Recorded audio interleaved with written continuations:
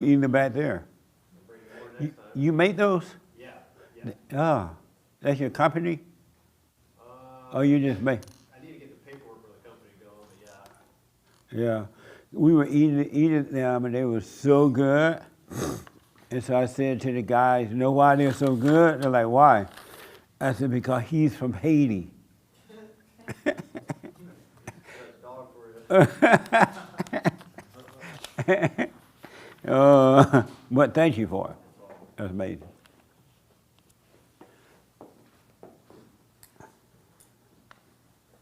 Morning. Good morning. Did you guys miss the meeting this past Thursday? Yes, that would have been my last meeting because we're moving to San Diego. You moving? What's in San Diego? Well, we have a place there. We had two places, but we're giving up the one here. Oh, really? And you leaving LA? Yes. You're gonna miss LA. I'll miss you. San Diego. Everyone here and the people here. Yeah. Sure. San Diego is worse than LA. No, Yeah. no. Why you say that? I Are you saying no because? I'm sorry. I live in Carlsbad. We have a place in Carlsbad. It isn't bad. It isn't. It's pretty. It's still, you know, it's still. It is. It's still thumbs up. But Jason lives in San Diego. Who? So Jason, the guy who. The black guy. Yeah. Right. We may. Like, Yeah. Right. Sometimes. carpool together. Yeah. So, but Carlsbad is where all the illegal.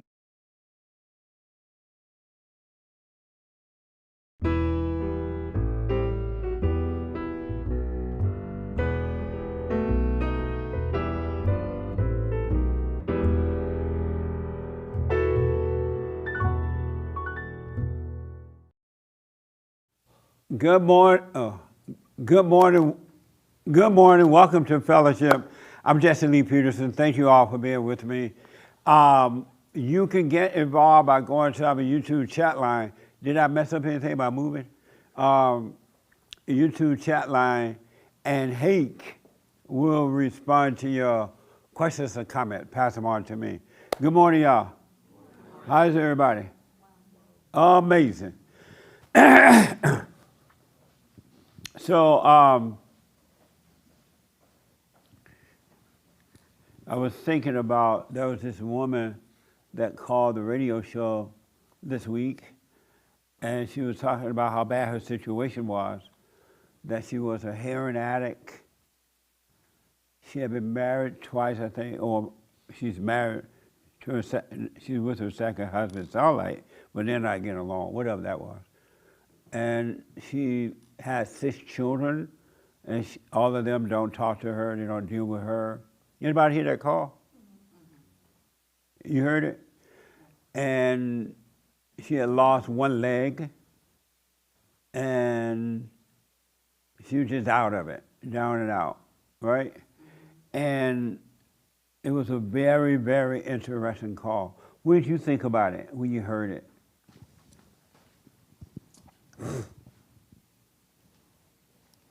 I thought you gave her sound feedback, of course. I empathized with her. You know, I just imagined her circumstances, and they sound quite overwhelming. But I thought that you gave her sound feedback, of course. If she applies it, she'll overcome all of that. Right, absolutely. Anybody else heard the call? What did you think about it when you heard it? I thought you were talking to me, that advice. Yeah. I just related with Angie, and especially coinciding with the assignment today. I was just like, wow, that's like I'm like Rambo of judgment. Yeah. Like I just. Amazing. Yeah. What do you think about it, Ami? It's funny you ask because when she was telling about like what a mess her life was, it kind of blew me away, especially that none of her kids would talk to her. But it struck me that she was in pretty amazing spirits for how much drama she dealt with. She was giggling and laughing, and I would expect someone with that situation to be kind of like mopey and depressed, and That was the thing that really struck me about it. Oh, okay. Anybody else heard it? What do you think, Nick? Yeah, I was just thinking about that call. I remember thinking at the time that, because I think she started off the call saying something about been listening to you, maybe even forgiving or praying or something that I got the impression that she had been doing some kind of instructions that you've been putting out. But as you heard the call, she really wasn't there at all. It was, you say, when the first pang of pain comes, don't go straight into judgment and stuff like that. It seemed like none of those instructions. To summarize, is when I heard the call, my first thing that I thought was that you can spend your whole life in hell, and you can hear the truth, and you can not do it if you want, and you can stay in hell. It's really up to you, like your own world. It's really up to you in a sense. What did you think about Hassan? Oh, the call? Yeah. I didn't hear it. Oh, you didn't hear it? Oh, okay. Did you hear that? You heard it, Francisco? No? Did you hear it, Hake? Anyone else heard it? Oh, okay. Hold on. What did you think of that call while listening to it, or even afterward?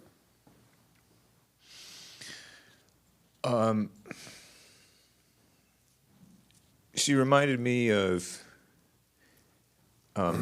my mind and other calls who go into their own head rather than hearing what you're saying. Like they hear something that you say and it triggers them like an answer that indicates that it's not really sinking in. You know what I mean? I don't know. She was a talker. She was interesting, though. Okay. Amazing. And you heard it, right? What did you think of it? I was just listening, and it seemed like she had a lot of, like she kept mentioning all what she saw as herself, having one leg, using that as like, she's anchoring herself in that negative space, and, I don't go around saying I have 2 legs. If I had 3, I could do this. It's just, it's like she's not accepting it. She is accepting it, but staying there and not overcoming it. Oh, okay. But she did seem in, like, kind of, Omid was saying, kind of in good spirits and just honest. I thought she was kind of honest Okay. in how she described herself. Nice. So no one else heard it, right? I was thinking that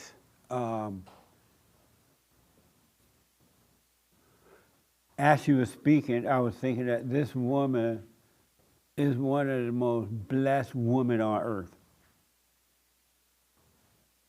As she was speaking. And I'm thinking, wow, how fortunate it is that she's in all of this grief. She said she had 7 kids, I think, but 1 died. 6, but 1 died? Something like that, yeah. 1 died. And so can you imagine your adult kids don't have anything to do with you. Your 2 husbands don't have anything to do with you. You lose, you're a drug addict. Heroin addict, I think she said. And as a result of that, she lost a leg. And she said some other stuff.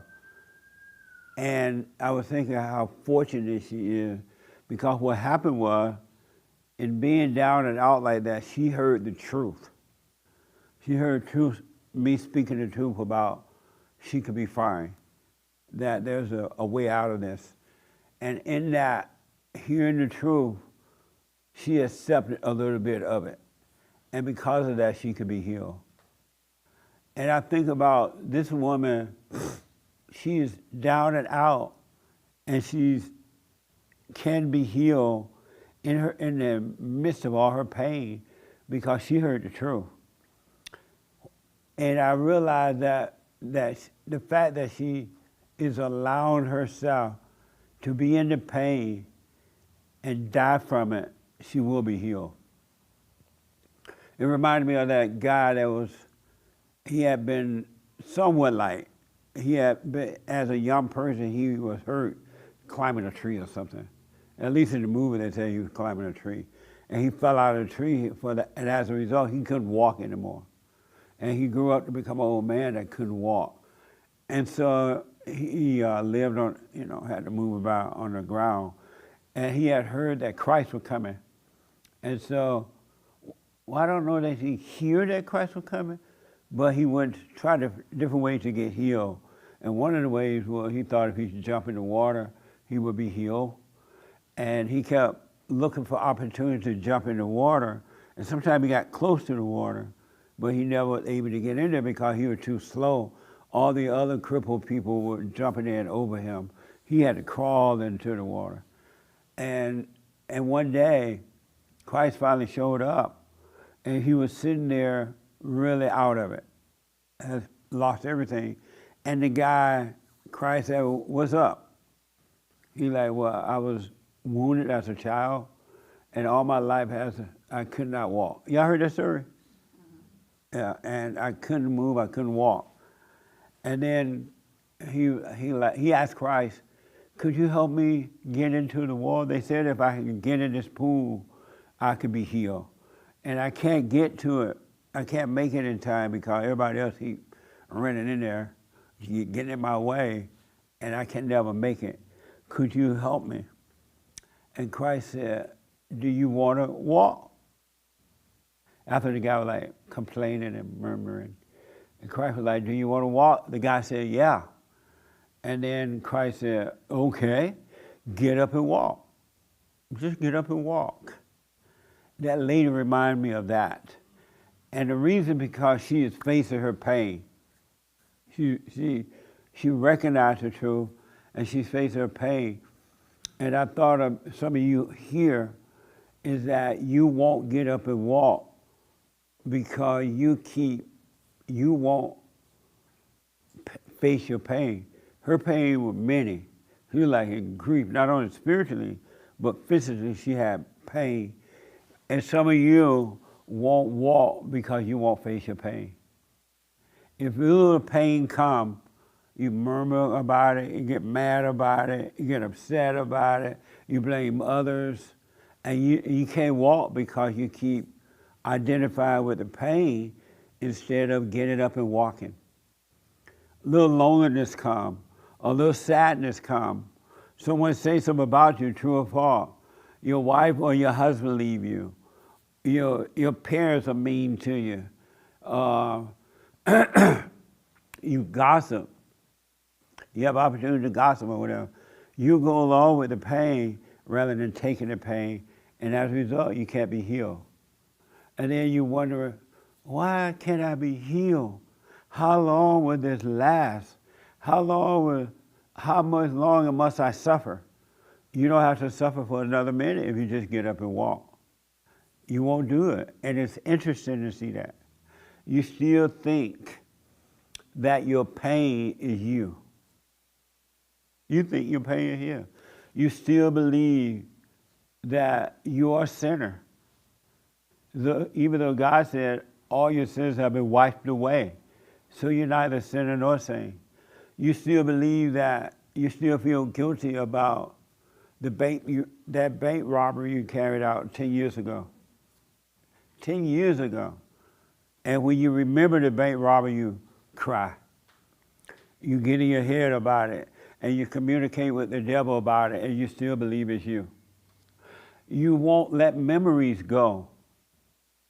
I know people who hold on to memories like they happen right now. I know people that sometimes I talk to them, they always bring up memories. I remember this relationship.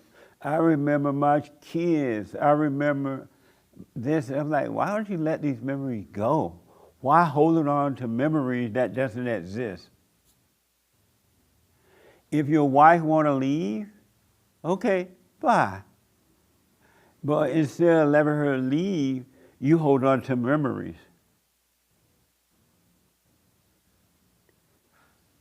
I remember when we first started dating, she was so nice to me. She used to invite me over for meals. We would go out and we would laugh. And all that. It's just memory. You hold on to memories like they're real.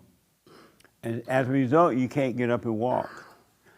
You can't get up and walk because you keep holding on to false stuff. Isn't that amazing? You constantly call yourself Raymond, for example. Hey, Raymond, my friend. He keeps saying he's no good. And I've been telling him for 100 years, stop saying that about yourself. I'm no good. Stop saying that, Raymond. He won't stop. He can't walk. You still remember past friendships. And they don't even exist. They really didn't exist then, but at least they were in the fake part of life. And you still remember, you break up. I know someone that I'm dealing with out there, way out there. They're not in the room, even though a lot of you maybe have the same problem. He and his wife been together 20 years, something like that, 10 to 20 years. They built a home together. They went through a hard time. He finally started a business. The business is working. And so he decided to let his wife go to work. She decided, and according to him, now I don't know, his wife went to work, met some guy, and now she thinks she's in love with the guy. She come home one day and said, I want to leave. I want a divorce. Because she met one guy at work, and she thinks she loved this guy, and the guy loved her. And so he was asking me, what should I do? I know what I should do, but what do you think? I'm like, what is there to think about? Let her go. Don't cry over it. Don't beg her to stay. Just say, okay, bye. How soon can you leave? You want the kids? In this situation, the kids don't want to go with her. Because they're older, they like know better. But what's wrong? Why do you hold on to anything? Why don't you get up and walk? Why don't you, I've said over and over again, you're not your memories. You're not your thoughts. You're not your past. You're not your future. You've never committed a sin in your whole life. Except for the heart when you refuse to forgive, other than that. Why don't you just get up and live? You stay home by yourself, and if you don't have any music on or TV on or you're not getting the call, you cry because you think something's wrong. Oh, there's some party going on. I'm not invited. They don't like me anymore. And then you turn the TV on and you keep it on all night to keep you from seeing. Why don't you just get up and walk? It's been done. God is not judging you at all. He doesn't see you the way you see yourself. At all. You see yourself that way. Stop it. Get up and just live your life. The greatest pain is the best pain. The more grief you can feel and go through, the freer you become, because your ego, your big old ego will die, and all those false identities that came with the ego would disappear. You're not your ego. You're not evil. You're not good. Evil lives in you, but you're not the evil. There's no reason not to be free right now, except you won't get up and walk. You love your misery. A nice guy called the show this week. He was like, oh, I'm dating a married woman. And he like in his early 20s. I'm like, why are you dating a married woman? And she's still married. I'm like, so why are you dating a married woman? Well, she's good to me, Jesse. She treats me good. I'm like, what does she do? She cook, feed me, she cook for me, she cleans, she do all kind of. I'm like, that's not being good to you. She says a piece of your ego. She's setting you up. And the day after you get rid of it, all the cooking going to stop and you're going to be cooking. That's not treating you good because somebody takes you out to lunch. It's so unfortunate. Well, I guess it's unfortunate. Let me see if it's unfortunate. It's so amazing that you could be free right now and you won't do it. And so I wish, if the young lady is listening, stay with it. Really. She heard the truth about she could be healed. And she wanted it. You don't really want the truth, because if you did, you would have accepted the truth and be free today. You will stop crying at night when no one else is around. You will stop arguing with people about anything. Do you know there's not one reason on earth to argue or be mad about anything? You don't need to argue. Life is backwards. You've been taught wrong. You've been taught to argue and fight for everything, right? God said, lay down your weapon. I'll fight your battle for you. You've been taught to beg and blame and live in your imagination. Christ said, don't live in you, let every thought go.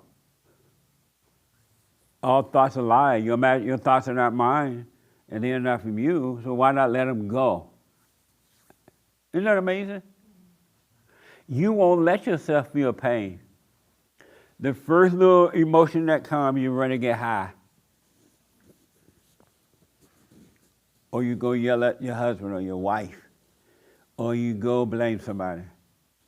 You won't let yourself even feel pain. How can God save you from something where you keep trying to save yourself from? That you're trying to save yourself from, and let God. How will you ever find love? By looking for love. Oh, this young man, another thing he said, well, I'm like, why you want to marry this? Oh, another guy said he wanted to get married. I'm like, why? He said, because I thought that's the thing you're supposed to do. You're supposed to grow up, becoming a man, get a job, get a wife, have children. I'm like, who taught you that? That's not what you're supposed to do. You should not have a life of supposed to do. That doesn't even make sense. Who laid out the schedule or the platform that you're supposed to follow? I'm like, you're not supposed to follow that. And I said to him, look, everybody you know that's married, they're miserable. You don't even know the happy married people. So are you telling me you're going to fall for the same trick? He's like, yeah, that makes sense. I don't know anybody that's happy married. But you're dumb if you think, if anybody in the room thinks this, I'm sorry. You're dumb if you think there is a laid out plan in life that you're supposed to live. You're group thinker when you think that way, and you suffer just like the group. Don't be afraid to be an individual. Don't be afraid to let the pain be there. Don't be afraid. And everybody has fear. They have like serious fear when there's no reason to be afraid. The spirit of fear is not even from God. Just think about that. You have fear, and it's from the devil, and you think it's from you and God. Isn't that amazing? What a mess. You don't have to be suffering 20 and 30 and 40 and 50 years. Just get up and walk. Don't even think about your pain. Don't think about the loneliness. Don't do anything about it when it comes. Because it's ego, it's not even you. That's not you feeling these things. But you don't believe it.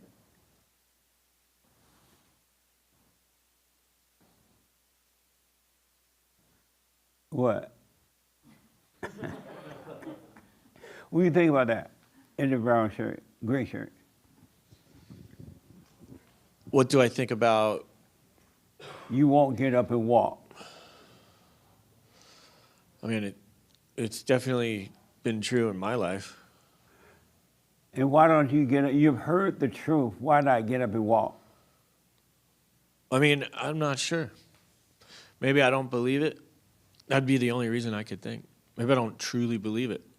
And why not? Because I'm listening to my thoughts. It's like I come in here or I'll watch one of your things and I'll have it all in my head. And I feel I feel much better. Yeah. And then I'll go on with my life and I'll forget. And then I'll get caught up. As soon as I'm like driving or doing something, I mean, I don't know if it's the same way for everybody, but It is. Everybody in this room. it just, Look around the room. it's almost like putting in a CD. Right. It's just on, and it's just drilling my head. Look at that person in the car next to you. What a fool. Judgment, all of it. Just, and sometimes I even know I'm doing it. I'm like, I'll stop it, and then I'll brake check somebody or something like that. Yeah. And then I'm thinking, what are you doing? So I don't know. It's hard. Like I know I'm doing wrong. I know I shouldn't do that, but I still do it. But less than I normally did. Right on.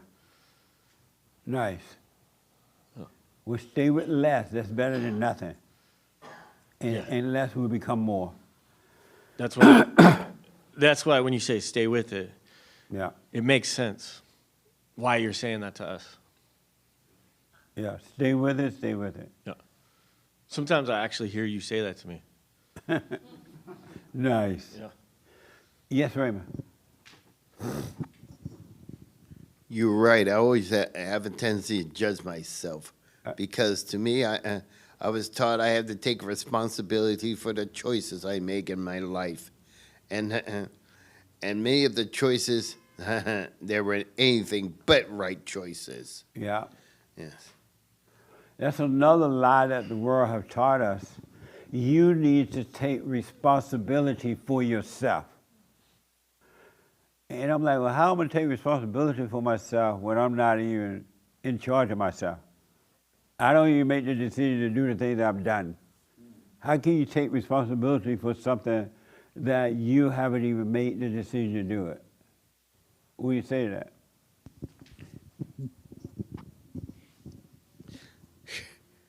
I never thought about that because I was conditioned to do take responsibility. Yeah, it's another lie, it's another setup. When you've done wrong in the past, right? You didn't decide to do wrong. You don't want to do wrong. So why would you make a decision to do the wrong thing? And how can you take responsibility for something that you didn't decide to do? You don't hear God saying, take responsibility for yourself. He's telling you that it's not you. You have never made a decision. You have never made one decision in your whole life, neither good nor bad. It's horrible to be living this way. You can have paradise right here on earth, but you have chosen to be envious, strife, jealousy, judgment. The one thing God tells us not to do, two things. He said, don't judge, and to love your neighbor as yourself. And those are two things that you don't do. The very two things he said, don't do, you're doing it. Everybody and their mama does it. And they do it so much they call it normal. Isn't that amazing? He like to love one another as I've loved you. Y'all don't love nobody? Zero love. So cut it out, Raymond. Do you understand that you've never made a decision? There is no decision for you to, anything for you to take responsibility for. We are incapable of making decisions. So is that what you mean when you say of ourselves we can do nothing and we know nothing? Well, that's one of the things, but the primary thing is that we cannot change ourselves. There's nothing you can do for yourself to change your own nature. So if you can't change your own nature, why you get upset about your own nature? Why you can't sleep at night because of it? Why? You can't change it. I guess that's why I commit myself to the silent prayer. I want to change, but I don't know how. Right. And so now submit yourself to give up trying to change. It's enough to know you want to change, but don't decide what kind of change you want. Don't decide what you want to be. Have notice, because those will just become a bunch of thoughts too, a bunch of wrong ideas. You want to get rid of all wrong ideas. You want to get to a point where you will have a voiceless life. You want to be like Adam was with God. They spoke without saying words. They didn't communicate with words. And you can truly live that way today. And then when you do have to speak, you ain't got to be saying all this other stuff. You can say, you can make a point with a few words. So cut it out, Raymond. You can't change anything, so stop identifying with evil by calling these things you. Stop saying that, oh, I'm no good. There's no you to be no good. Sounds like I'm. What you're saying is, if what you say is half true, then technically I'm impotent. I truly am impotent in my character. But who is the Raymond? Who are you talking about? When you say you're no good, who are you referring to? Who is Raymond that is no good? I'm referring to the person that that should have known better when he does the wrong thing. But how should you know better? You're not in control of doing wrong or good or right. Because if you were in charge, you would have done the right thing rather than wrong thing. And the only way you're going to be able to do the right thing, you got to become right first. And then you automatically do the right thing. But you got to be right first. You can't be wrong and do right. But you can't be right until you overcome the wrong nature. So what you're saying that I was born with the wrong nature? You weren't born with it, but when you came through your mother, she traumatized you. Mm-hmm. By making you angry, you switched nature from good to evil. Nice. The moment you became angry.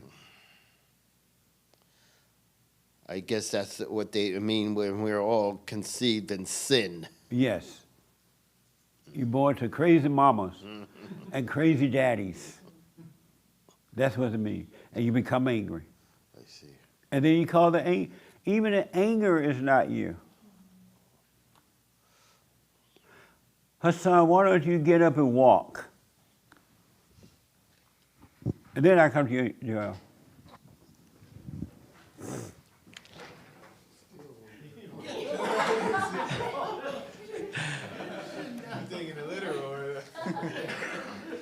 So I asked why did he get up and walk, just for you don't know. He's in the office in a wheelchair. I mean, in an office chair, he rolled down the walkway there. Why don't you get up and walk?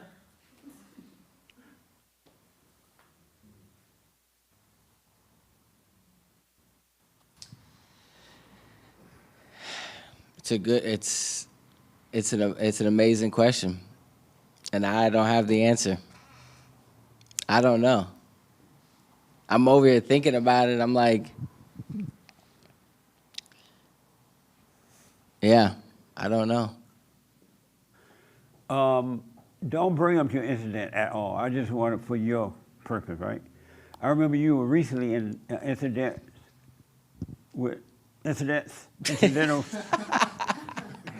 That was your perfect time to walk, but you wouldn't do it. Why not?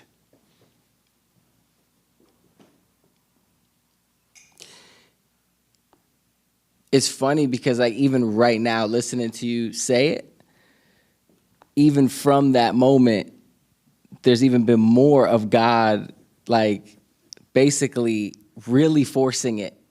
And I'm still, right now, presently, still thinking in my head, as you're talking and I'm listening, I'm still having thoughts of like, well, maybe not, maybe it ain't that bad. And it's incredible. It's really mind-blowing. You got to stop communicating with the devil. No more conversation with the devil. Really, you're communicating with evil. Any feedback to thoughts is communicating with the devil.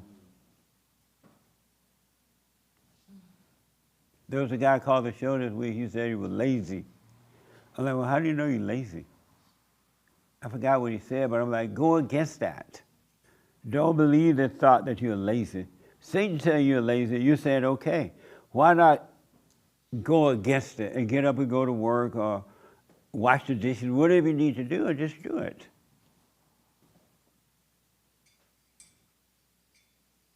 This is why God said only a handful going to find that straight and narrow. Most people are not going to make it because the thoughts and the imagination run, which are the same. They run deeper than what you think. And you so identify with it, you think it's you. Who will I be? What will happen to me if I don't go with this thought? If I don't go with this feeling?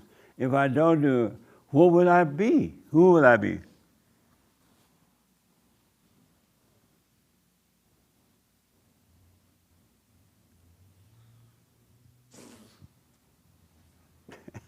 Why y'all looking? Everybody look. In case you can't see, everybody looking crazy. Really, Christ died that you may be free, and he said, it is done. All your sins have been wiped away.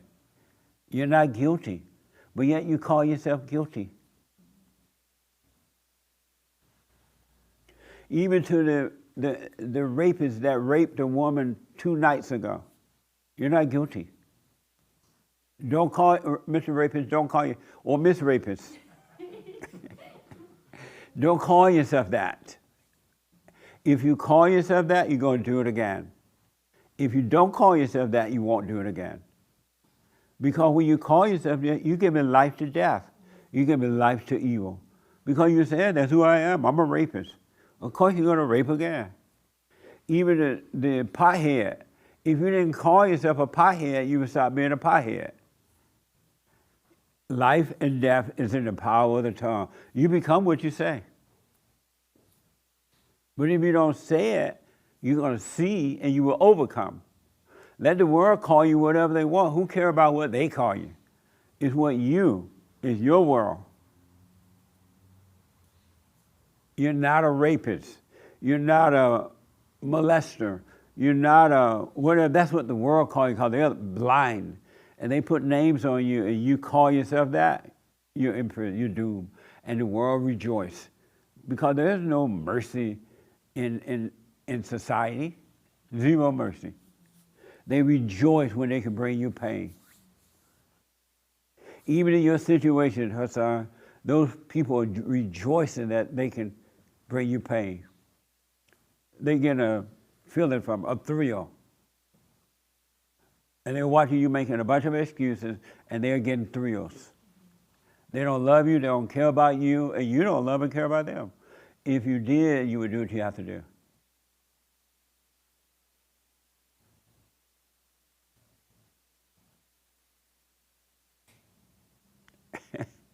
You're right.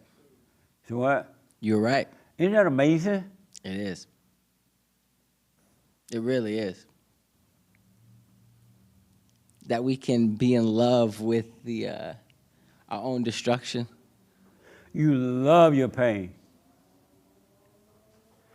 If someone, for example, someone asks, oh, you want to go out to lunch? Not really. Oh, let's go. Okay, I'll go. You're in pain because you really don't want to go.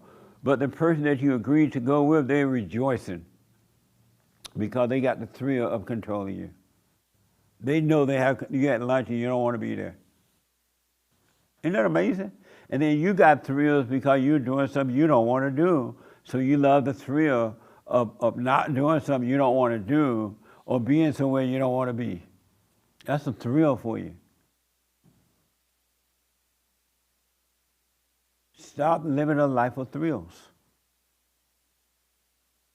You love your thrills. That's why you judge. Oh, I get to that in a minute. In a minute here. Anything else, sir? No, thank you. You will. Yes, Joel.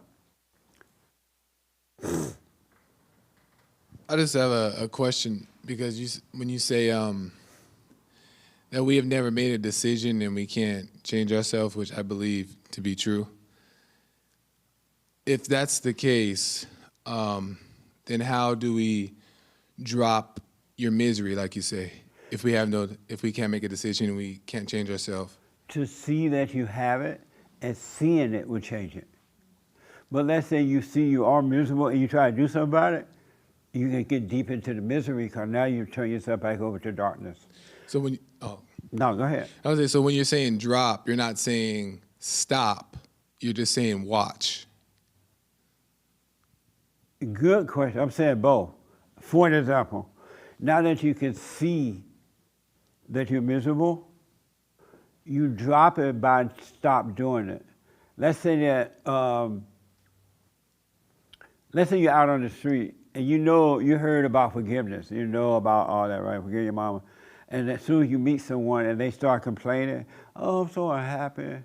I'm so angry. And the first thing you want to say, forgive your mama. Right? If you can catch yourself before you say it, you're dropping it. If you can catch it. And the beauty is if you can see it, you can catch it, and you cannot do it. You just won't tell it at that point, him or her at that point, because you caught it by seeing it. So, is that making a decision, though? Is that a decision? No, the decision was made by seeing, not by the darkness. So when you see it, you're not stopping it. You're just seeing it. And if you keep doing it, that's still dropping it? No, if you keep doing it, you're still calling it you. You're accepting it as you.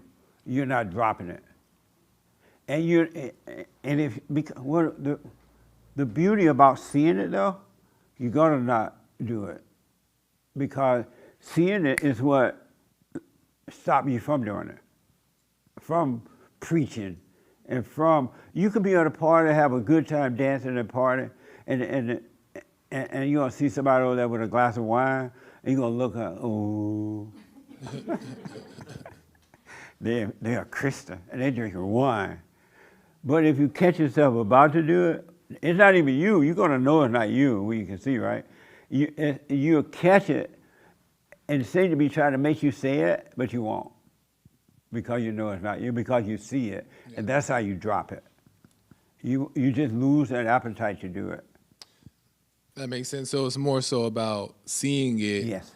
And when you see it, it helps you to not do it because It causes you not to do it because you see that it's not you. You see it's not necessary. You see it's not you. You see what did that come? You see it's not you thinking that. You don't care about that person falling down drunk. The real you don't care. There's no judgment of it. But you can't drop unless you see. Right. Right. You cannot drop because you're in darkness. Yeah. You're in your imagination. The imagination, thoughts is darkness. So no, you can't because you don't see it. Isn't it? When you guys are talking about do it, see it, you guys are just talking about like in general, right? Like going with your thoughts, the feelings. That's what you guys were talking about, you and Joel? Repeat that. You said when you guys were talking about do it, see it, catch it, you're talking about thoughts, emotions, feelings. For an example, that's a good, for an example, let's say, remember I told you sit in your room for an hour or whatever, and just with no TV, no radio, no phone, no nothing, just feel the pain. And the moment you sit there, when you start sitting there, right away you have the thought about loneliness. Oh, I feel lonely. I feel like, nobody in this room but me. And you see the devil talking to you, right? And he would say, well, make a phone call, for example. Or he would say, turn on the TV or get some food. Because you see it, you won't do it. Yes. And at that very moment, you're dropping it. Let's say you and your wife, or your husband and your wife, have a fight. And then you guys are not talking for a minute. And Satan would tell you, oh, call her up. You went out to the bar somewhere. And Satan said, call her up and make up. But if you catch that thought, you won't call and make up. Because you will understand why the fight is happening anyway. and you would understand that she need that time to herself to see what's wrong with her, and you need that with you to see what's wrong. So you won't grab a thought to get rid of the pain. You'll get up and walk by not grabbing the thought. And then when you get back home, there is no fight, because even if he or she is angry, you're not angry. They're gonna fight by themselves. There's nothing for you to argue about, because you can now see, and the fight is over. Isn't it like amazing? We've been taught so wrong in life. You've been living life wrong, and that's why you're miserable. You've been lied to by your parents, by the world, by your teachers, your preachers, your therapists, psychiatrists, everybody. You lied to one another. You say, oh, come and hang out with me, I'm your friend. And you fall for that lie, now you call him a friend. They ain't your friend. Yes, sir. And then I come here. Just a quick follow-up on this, and I'm just asking for a friend, this isn't me. But That's right.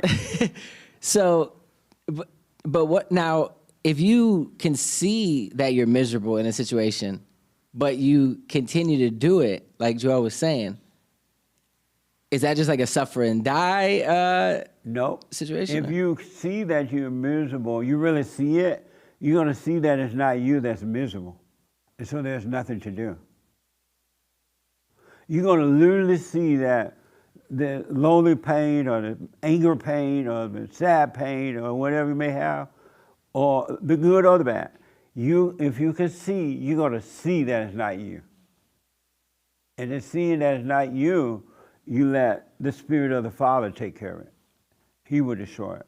But if you didn't, and if you try to do something about it, it's because you don't see that it's you. You still believe it's you. Because you do have the pain in the body. You feel the loneliness or the anger or whatever, right? You feel it. And so you think it's in your body because you think you're your body, and you have believed the thought. You can't have the pain without thought. You think it's you. But if you saw it, you wouldn't do anything about it. You wouldn't even think that it's you. You would know it's not. It's that ego death that Christ went through that we all have to go through. In order to have a life, you must give up a life. You got to give up this miserable thought life. You got to give it up. And when somebody try to hurt you, and you feel hurt or whatever, and you go around saying, I just can't believe that somebody could be that evil. I can't believe they'd do that to me. I just thought if I be nice, they're going to be nice back. You still believe it's you, and you're judging the other person. There's no one there to be mean to. If you don't exist, how can someone be mean to you? You don't exist. Yes. No, I just wanted to say that No problem. that reminded me of the assignment. I completely forgot about it and did a horrible, but this is reminding me that, yeah. Right on. Just imagine there is no one there that someone can be mean to you.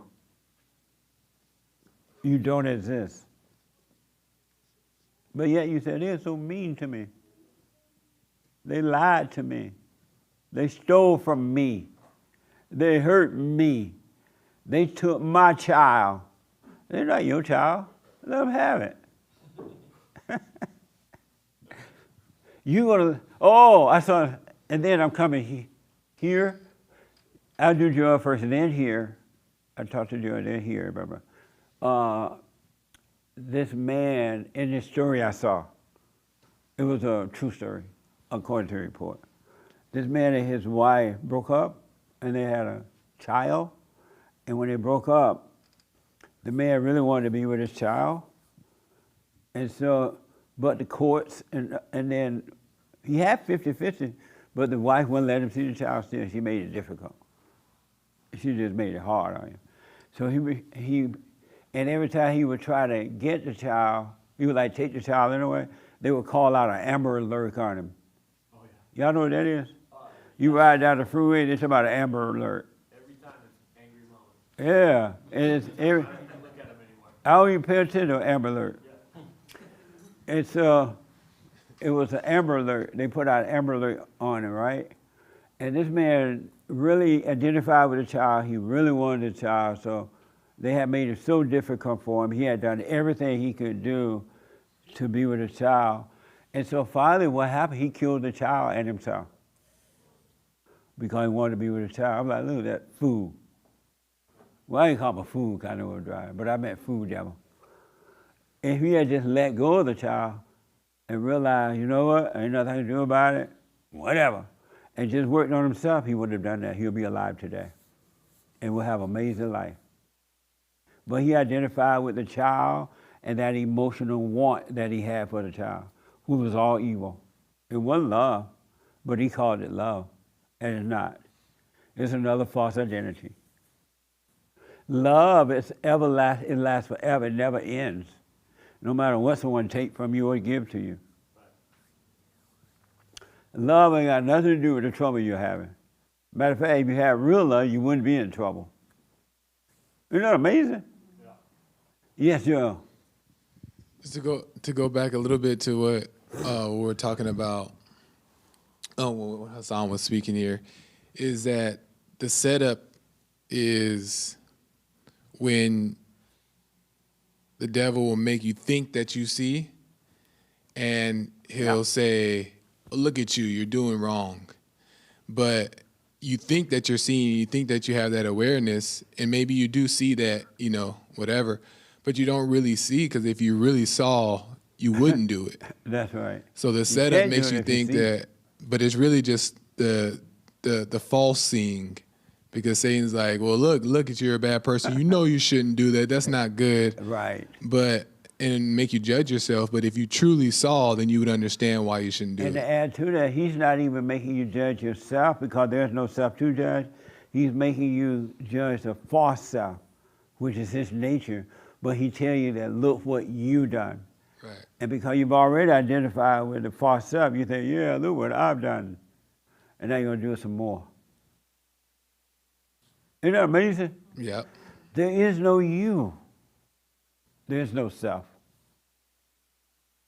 Yes, sir. Just to go back to what Hassan was saying about imagination and stuff like that. So let's just say you're in your imagination like for a few hours, or let's say all day you're kind of just stuck in your imagination, but you see that you're doing that. Yes. Is that enough? Yes. Or do you have to do the drop it thing that you're talking about? If you can see that you're in your imagination, just see it. Do nothing about it but see it. Uh-huh. And because God wants to save you from that imagination. That is why He is allowing those who want to see, He's allowing you to see it. And He is telling you, okay, see, this is not you. These are not your fears. These are not your worries. These are not your thoughts. This is not your loneliness. I want to save you from that. Die. I'll kill it. I'll take those spirits away from you. And even if you don't quite see that it's not you, you're just seeing that you're in thought, same thing. That's just enough. Explain that again. So when you're seeing that you're in your imagination, right, and you're in your thoughts, even though that you don't understand quite yet that it's not you, I got you. It's still enough? Let's say you're in the imagination, but you're working on yourself, right? Yeah. And you're in thought, you're in thought, you're in thought. And it feels like you forgot that it's not you. Yeah. But if you just let that be, you'll be freed up from it. Okay. Yeah. I have one more question. But if you try to do something about it, you get deeper. You become one with it. Right. Okay, go ahead. And that's where I was getting confused, like the drop it part. I kept trying to drop the imagination, and it just when you see that it's not you, you are dropping it. Okay. In fact, when you see it and do nothing about it, I got you. You're letting go. You're saying, I surrender. I can't do anything about this. This is really not me. I don't want to think this way. Right. You're seeing it, and you're dropping it by seeing it. Got it. And because you're not doing anything about it. Is it normal to like start So fatiguing? just for the record, drop don't mean like drop. Look, Joel, so you see. It don't mean like drop. Drop means to see and do nothing. Do nothing. Don't call it you. Don't try to get rid of it. Don't fight with it. Don't blame anyone else or anything. It's so powerful that it's not us. It's mind blowing to me. It really, I almost have a tear. It's it's so powerful that it's not us that you can't believe it with the intellect. And that's what a lot of people do. They believe it with the intellect and they think they have it. All you have is intellectual knowledge. And Satan is the author of intellectual knowledge. Knowledge came into the world because Satan fell for knowledge. At first it was just good. Adam only knew good. And the first introduction to knowledge was Satan came and said that he was God. He knew, and when Adam fell for it from Eve, he believed what she said. He now knew good and evil. Whereas before he only knew good because he only knew God. But when Satan came about, that's how knowledge came about, intellectual knowledge. And so that's what's going to happen when your nature, that old Satan nature died, the knowledge of good and evil. When that Satan nature died, knowledge would die too. And you would use knowledge in a right way. You would use it to build your house. You would use it for this and that, but you won't live by it. Okay. It would just be knowledge. And is it normal to like start fatiguing a little bit? Say that? Like I feel like I'm fatiguing a little bit because I'm just like watching a crazy movie all day. It's just like, is that normal to fatigue at times, or is that just another? I know what you mean. Yeah, it's fine. As long as it's not a physical illness, you're giving up the battle so your body is relaxing. You giving up fighting with it, and so you're gonna get tired of fighting with it. I'm like, whatever, right? Yeah. So yes, you're fine. One last. As long as you don't have no problem. As long as it's not a physical illness. Got it. Well, Satan does try to trick me sometimes and say, if you don't get up and do something about it, it's going to physically do something now. So I'm watching that now. Yeah, and go against it. Don't do it. Don't communicate. When you think you're communicating with the devil, you're really communicating with you. I mean, you're communicating with the devil. Stop all conversation with the devil. Right. No more conversation. Right. And then when you say the power is in the tongue, yes. So is it a good idea to say good things about yourself or think good things? Or? Don't do either one, because you say good things about yourself, it ain't true. And then you say bad things about yourself, it ain't true. Some people get up in the mirror, today is going to be a good day. It's going to be a blessed day. Jesus Lord today. Or some other kind of people get up and they do the voodoo chant. And they do the Allah Abba chant, and they go out and catch hell all day. No. Thank you. Don't do either. No, I don't do it. I just wanted to make sure that that wasn't something I was missing. Don't lie by yourself either way by calling yourself good or evil. Can you imagine? Can you see that there's no you? I can't, honestly. I could think it, but I can't see it. Right. The next time you feel anger, all right, do nothing about it. And the thoughts are going to be having a fit. They just said something bad about you. And now the world, look, everybody at work see you. You ought to be doing it, and you're going to feel fear, because they're going to make you say, oh yeah, they are watching you, right? Let that be, let it just weigh you down. Let it be the hardest pain you ever had to carry. And you will see that it's not you. Really, the light of the Father will cause you to see it's not you, and He will take it away. He's trying to help you. That's what it means to save you. He's saving you from the illusion of hell. It's just an illusion. And you better try and get this done before you die. Because you don't want to drop your body. It's just you're stuck in this once you drop your body. At least now you have a chance to get out. And the Bible ain't going to do it. You can read, nothing wrong with read the Bible, but not to remember. And the reason Satan quote the Bible to you, because he is the author of the intellect. He knows how to rule the intellect. He knows how to make you think and feel with the intellect. And you think it's you, and you go out preaching. Or you go out thinking you're smart. Or you have a little PhD degree, and Satan tell you how smart you are. You ain't smart, you're a dummy. With a PhD. But he's the author of the intellect. That's why he quote the Bible. He can quote the Bible to you. And then he'll have you think you know the word. Now you're out telling everybody about the word. you become a street preacher. And Jesus, the Bible says, go out and preach the gospel amongst the world. You think it means go out yelling at folks and telling them about the Bible. That's not it at all. And the people get mad and throw rocks at you. And then you say, oh, they're throwing rocks at me because they hate the truth. They're throwing rocks at me, they threw them at Jesus. Satan telling you that. Satan is busy, huh? What a mess. Any other question about that? No. That's it? That's your hand in? No? I don't quite have the words for it, so maybe I'll okay. ask you some other time. All right, I saw some hand. That's in your hand? Nobody? Oh, okay. I'm sorry? I did see it. Oh, okay. Are you backing off your husband? I think he'd be the best person to ask. No, you're the best person. It's Okay. you or you. You're not him.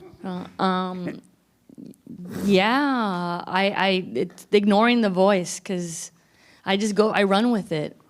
So you stop telling him how to live, how to be, what he should or should not do, what to say, what to do, where to go, and what to do, and what to wear, and, Well, you know what? and Okay, what to look. eat and how much, and See- you didn't eat all your food. And, No, okay, well, when what Joel said about like the false sense of seeing, like I will be like false sense of like not controlling by saying like, hey, you know, you don't have to go blah blah blah, you know, like if you want to come, you can come. If you don't, you're welcome. You're not, you know what I mean, like whatever. But then I'm like, whoa, Vanessa, like, why do you even have to give him permission of giving him permission that's of permission? right. You So don't that's even like. have to say that to him. So like I'm seeing it, I'm like, but that's like, but it doesn't matter if I see it. It's like, okay, cool, I saw it, but am I, you know, shut it down. Yeah, just shut it down by not saying it or doing it. Mm-hmm. All right? Good. So she's backing off a little bit? Well, I guess in a certain sense, but So I what mean, now? in another sense, it kind of things might be worse than ever, really, because I try to come here, have an open mind, listen to everything, but the truth is, I just get kind of frustrated hearing all this because it's like. Well, it's like, what else is there to say? And then, you know, everybody could act like we're listening, we're going to change. And then the second we step out, it's just right back to the same old thing. And it's just, I don't know, it just feels like deja vu. You know, we hear, wow, an epiphany, what a great epiphany. And then it's just right back to the thought spirals, just the tornado of emotion. And so, you know, we have been pretty much fighting a lot lately, and I have been feeling angry, frustrated, stressed out, and... You say you have or you have not? No, I have been feeling that way, and we have been not getting along so well. And, You have not been getting along well? well, not really, no. And Okay. I just have been feeling like, I don't know, at what point is it like enough reflection, you know? And I think maybe a problem we're having is that, I don't know, maybe I'm not participating in the reflection, the epiphanies, and everything, but really my mind is just on like, well, I'm trying to just have practical thoughts, keep our home clean, spend a little time in nature, maybe, and so then but then I feel like I'm tuned out. So it's like I try to be a good listener. I try to participate in these discussions, but then in my mind, it's really just kind of getting frustrated and saying like, okay, well, what else is there to say? Like, so am I tuned out or am I focusing on practical thoughts? I don't know. I guess I'm a little. So you try to participate with others about this or with your wife? Well, with my wife. And why do you try to participate with her in this? Well, because I don't. What you mean with this fellowship, or just in general? This fellowship or whatever. Why are you trying to participate with her with anything that's frustrating you? Well, I guess what I mean is that she'll tell me about some of the things that she's thinking about or that she's reflecting on or some of the lessons that she's learning from listening to you on the radio or on YouTube or here or at Women's Forum. And and I try to listen, but then it's like I feel like I'm just like an audience member or a, you know what I mean? Or I feel like it feels like my head is open and it's just information being poured in it. So why do you try to, you don't have to listen to her. You don't have to participate if you don't want to. I know, but then that's where conflict comes in, and What happens when you don't want to listen to her? Well, I don't know. Does she get angry? I mean, we or- live in a studio apartment. There's like not really anywhere to go, so we just end up. So like when she tried to tell you what she realized, right? Yeah, exactly. Yeah, what she's realized. Yeah. Right, what she realized, but you don't want to hear it. Well, I mean, that's what I'm struggling with. On the one hand, I want to be supportive and a good listener. Why? But on the other hand, I mean, Why I do feel you like wanna- I'm forcing myself to be interested. You are. That's exactly what I'm talking about now. Why don't you just say, oh, that's good, I don't want to hear it? Why don't you just tell her that? Well, I do. I say that. And then what happens when you tell her Well, that? I mean, no, I don't say exactly that. Maybe I say, I'll just sit there and like a cardboard cutout of a person, really, and but then I start getting frustrated, and I start visibly looking frustrated, and then that, I could only hide it so well, and then she what? catches on to that, and then it's just. And what does she do when she catches on to that? Well, I don't know. She might. It just the energy between us just turns just really negative and hostile, and then we both end up frustrated, and then I don't know. Then we just have to leave to work, and then the whole day is on a bad note now. So you gotta get angry at each other when that happens? Well, yeah, not every day, but often enough where it's just feeling like there's a problem. Well, don't you think there's something wrong with her getting, if she's supposed to be learning all this truth, right? Uh-huh. And love and all that, don't you think something wrong with her to get angry at you because you don't want to listen to her? Well, if I'm understanding this whole message correctly, I think that is not in line with what you're teaching, really. Right. If she's getting angry at you because you don't want to listen to her crap, she's judging you. She's no different. And she's just learning intellectually, but she's not seeing. And so when you see her do that, just say, look at you. You're not even acting like what you say you learned, but don't judge her. And cut out the argument. Don't argue with her, go about your day. And let her be mad by herself. You don't have to be mad with her. That's her problem. She's working on herself, and you're working on you, however you're working on you, if you work, right? That's your world, and that's her world. You don't belong in her world. Mm-hmm.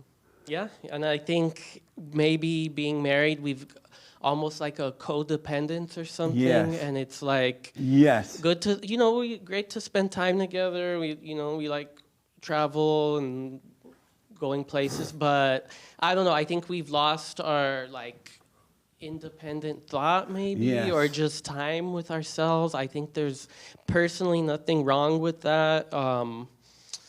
I guess there's some Bible verse that says where the husband goes, the wife goes, and she's brought that up, but I just think, I don't know if it's out of context, or, then if that's in the Bible, then I just disagree with that part, and I think it's okay for people to spend time alone, or just. It is. I don't know, if I just say, hey, you know what, I want to go on a hike, on an 8-hour hike or something, then we'll spend some time apart today. She'd get mad if you went on an 8-hour hike. Well, probably, yeah, or she would say it's crazy, or... She would say, oh, you want to go on an 8-hour hike? That's crazy. And you well, should or just that tell it's her that's not your dangerous, bus- or that it's... Why don't you tell her that's not your business? Well, I want to be polite, and But by being polite, you start a fight. Uh-huh. Yeah, well, maybe that's what's going on. I'm just more worried about being polite than my own health or something. But Yeah, that is. Stop fighting with the devil. Mhm. You don't owe her explanation to go hiking. You really don't have to tell And her. then, you know, that's just an example of, Right, I of understand. something. But Like, you or don't have to tell her, but you want to tell her just in case you get attacked by a bear or something. Yeah, and then it's like, And you they know, want she. to know the last place you went, so we can send the FBI over there. Yeah, of course, yeah, and be safe, But you you know, don't owe reasonable, her. safe. You don't need to tell her how long you're gonna be gone, where you're going, and blah blah blah. And if she get mad, just say, "Okay, see you, woman of love," because she's showing you hate and not love. You know Yeah, what I and then mean? a lot of the times it's like, I'm like, you're the one listening to this all day. I just kind of bits and pieces, and I'm like, wait, but doesn't that go against this thing that you're spending almost all day, practically every day listening to? And I'm just, you know, I'm like, I'm the one that barely even like wants to even listen to all this. I don't blame you. Because the devil is acting out. Do you realize you're not setting that example that you're talking about? Right here, you give it to her, yeah. Yes, and that's what I tell him too, and then that's why I'm like, oh, stop telling him, because then I told him, you know what? Even if you say something that I don't like, that's tough on me, you know. Tough titties to the kitty, but the milk's still good, you know. But he's too afraid. I'm like, don't be afraid of me. I'm like, I cannot cause you that much bodily harm that you're afraid to even tell me But yes stop or saying up or down. Stop correcting him, period. Yeah. And that's the false sense of seeing. That's in the assignment this week. Why don't you just be quiet and quietly work on you and don't even tell him. He'll see it. If it's real, he'll see it. And don't be trying to correct him. Don't do anything. Just stay quiet. Did Hate call you the crazy lady or something? Yes, that's He did? Yeah, the real deal. Yeah, it's spiritual splunking. On the show? Yeah. No, here, fellowship, and on the show, on those little, what is it, the timestamps? But that's what I get for going looking. You know, and then I got called out. I was like, okay, well, that's why I want the truth, so. So he called you insane in the crazy, okay. The crazy lady listened to the devil. I even came home and I was like, I'm like, Jesse stared at me and I was confused and I thought I was on the money thinking like, oh yeah, And then I went home and I was like, let me just look. And then I looked at the timestamps and then it said like, crazy lady listening to the devil. And I was like, oh, I was not on the money. Like he was looking at me because he was like, I'm not going to pay attention to crazy. Pay no mind to crazy, you know? And that's, I was like, oh, that's what I need to do. Pay no mind to myself because I'm crazy, you know? And that's just like, okay, me calling myself crazy, be like, yeah, I'm crazy, I'm crazy, I'm crazy, I'm crazy. I'm like, stop it. Yeah. That's why you even sound crazy. Absolutely. And that's what's like, nobody wants to hear stuff. So I'm like, so here's what I recommend. Back off your husband. You just work on you and your world, and he will see if a real change happens. It's going to naturally show up, and he will see it. And don't tell him anything. All right? Don't impose your whatever you're learning or not learning on him. Let him be in his own, whatever that world is. Wish him well, but leave him in his world, and don't you try to correct his world with your world.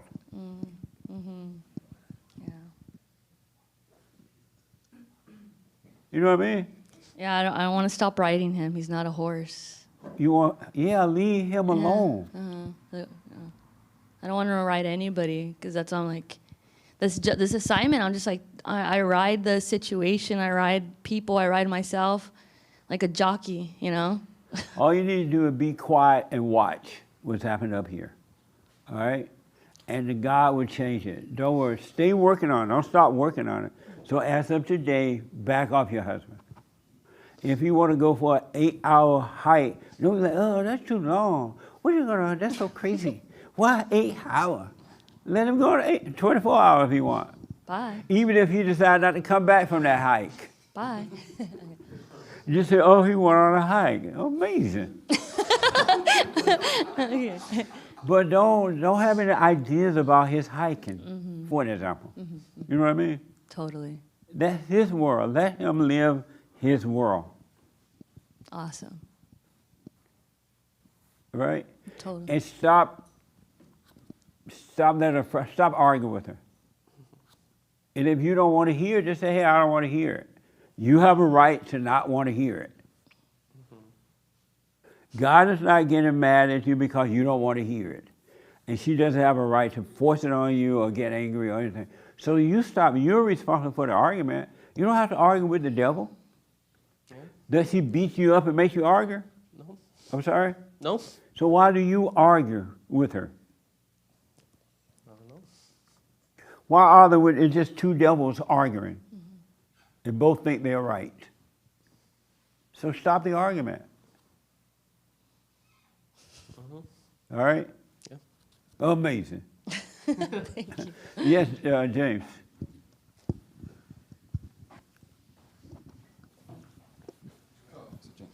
Hake, yeah. When I get excited about sharing some truth that I found, it doesn't work. Like, I lose it right away. Absolutely. It's like casting your pearls before swine, but you're worse swine than the person. Absolutely. And they don't get it either. Isn't it amazing? Did you put that in the timestamps too? I can if you want. Amazing. A good point about that, I want you to notice every time you get excited about sharing the truth, listen to that, pay attention, see that Satan is telling you this. Satan is in your head telling you, oh, you got the truth, you know the truth. Oh, I can't wait to tell somebody. I know the answer to that. I can't wait. All you're doing is listen to the voice of evil, knowledge. And you think it's your voice, and you think it's from God, and you think you know. If you pay attention to that, you stop being so excited about sharing the truth and throwing it on people that don't want to hear it. And then you get mad at them for not wanting to hear it. Your ego is angry because nobody wants to hear the truth from me. I'm the daughter or son of God. You don't want to hear the truth. You're mad at them because they want to hear from you, and you're worshiping the devil. That's where the excitement is coming from. It's all intellectual. And Satan is the author of the intellect.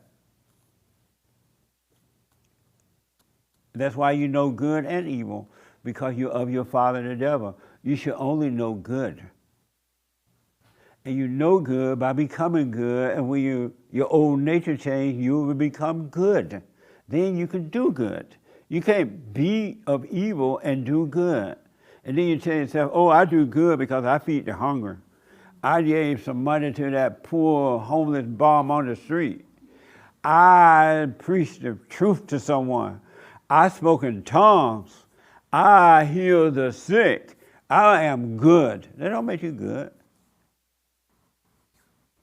That makes your ego grow. That makes you evil. What a mess, huh? Back off of him. Leave him alone. If he doesn't want to come here, he doesn't have to come. You know he's welcome here anytime. If he doesn't want to come, and you come, and you have your little women's meeting, and they all good. They really are amazing meeting, right? And now you go home. Oh, I can't wait to get to the house. And if he sleep, I'm going to wake him up. And I'm going to tell him, oh, the truth I just learned. Satan's like, that's right, hurry up. Don't tell him anything. If he want to know, he'll ask. All right? Okay. Any other questions? Does this make sense? This is your first time, right? Yeah. What's your name again? Yeah, hold on. Hold it for him. I got it. I just gotta line it up. Sweep right into it. Manual. Manuel, welcome, man. Thank you. Does this make sense to you? Yeah, all of it does so far. Even when you and Joel were talking about the dropping it and all that, the assignment you had this week to like not judge anybody by your thoughts, your emotions, or your actions. Yeah. I'm real bad at like making facial expressions. Oh, so let me just tell the people what you're talking about. We're going into that. I gave an assignment last Sunday, and I said for one day only. One day. I didn't want you guys to kill yourselves. So I said one day. One day only, just 24-hour period. Don't judge anyone or yourself with thoughts, looks, words, feelings, reaction, gestures, or anything. For one day, don't judge anyone right? Anytime.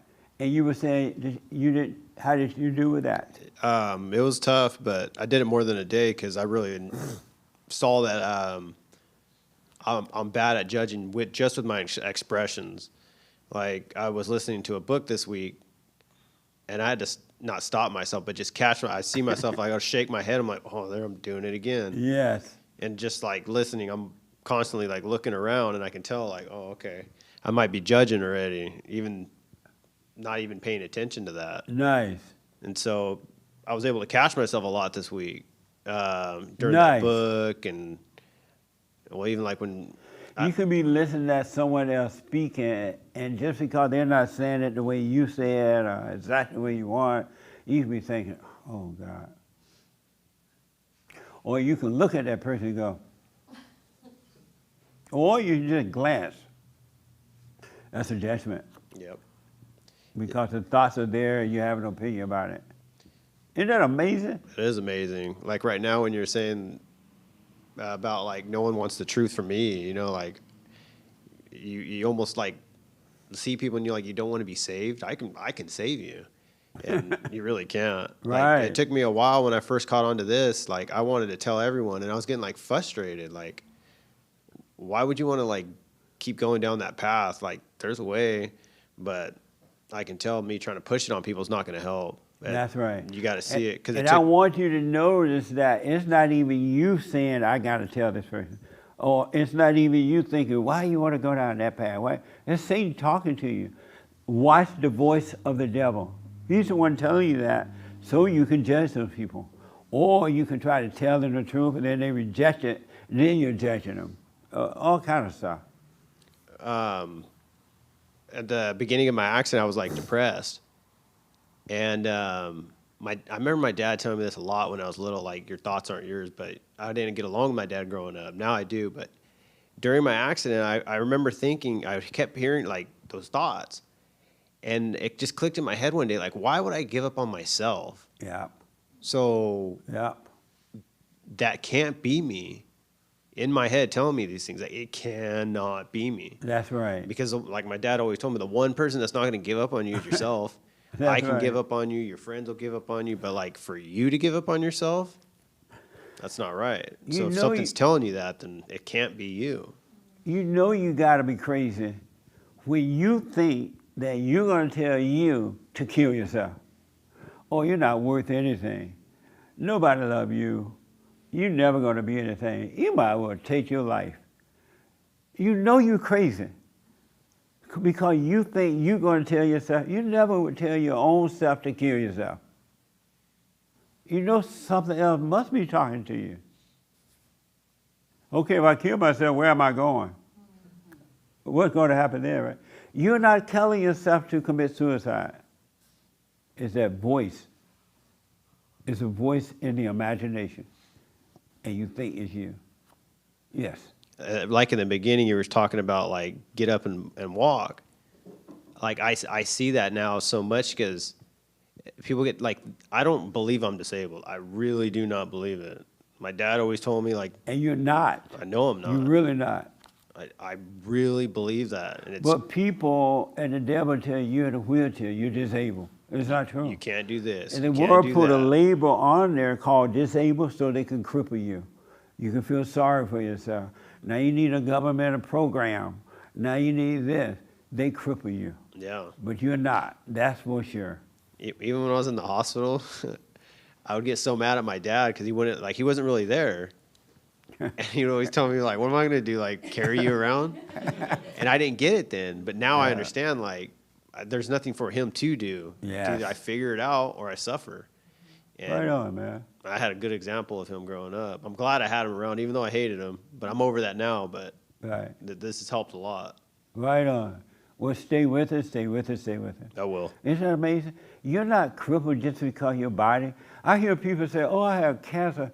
Oh, or they'll get on TV and say, I've been fighting with cancer. You ever heard something like that? Everybody applaud. And I'm like, how are you fighting with cancer? What's the first step in fighting with cancer? It's just an evil spirit inside your body. It has nothing to do with you. I'm fighting with this. And they go, these celebrities got that bad. They love to go on TV and talk about their diseases. And then everybody applaud, and now they'll be on every channel on TV talking about their diseases. And they feel so good about it. If you try to take that disease away from them, they'll kill you. Women are talking about I'm can't talk about my diseases. Isn't that amazing? Evil, all evil. Amazing, right on, man. Can I say one more thing? Yes. When you were talking about like, I think it was about the feelings or the thoughts, because I can't really feel like things like that anymore. So like I know I get the thoughts, so I know I'm here intellectually. I'm not completely like there, but intellectually I know I'm there because I can see the thoughts, but I don't feel nothing from them. So it's a lot easier not to like go with them, because I really think that the feelings is what really is hard to let go of. I think people would much rather have the feelings because without that, what are you? Yeah, they Like, say you I'm really only feel- human.